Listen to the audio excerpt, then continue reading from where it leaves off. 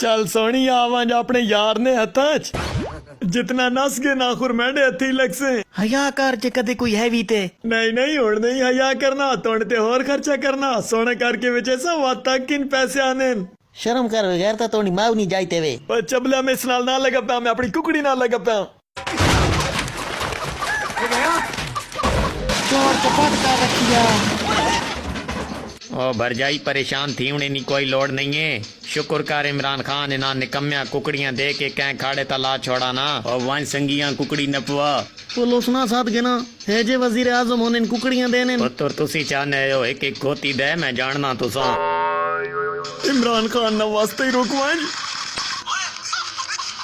करे रवो जी पेशाब तू एक नहीं पीना पीनी हली तो मैं एक ही नहीं अदा करनी अंदा नहीं 100 ते 100 नहीं 1000 करनी यही नुकसान थोड़ा प्यो भरे सी रेडी ना मोटरसाइकिल बढ़ावना मोटरसाइकिल नहीं गड्डी तो जहाज गिरना इन्हीं मुर्गियों को बेच के वो अरबपति बनेंगे सुनो मैं भी अरबपति बनना चाहनी हूं मामी कुकड़ियां आड़ दो और ये कोई ज्यादा मुश्किल नहीं है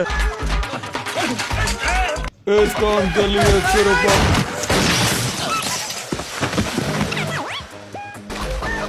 वे होतरी ने पुत्रा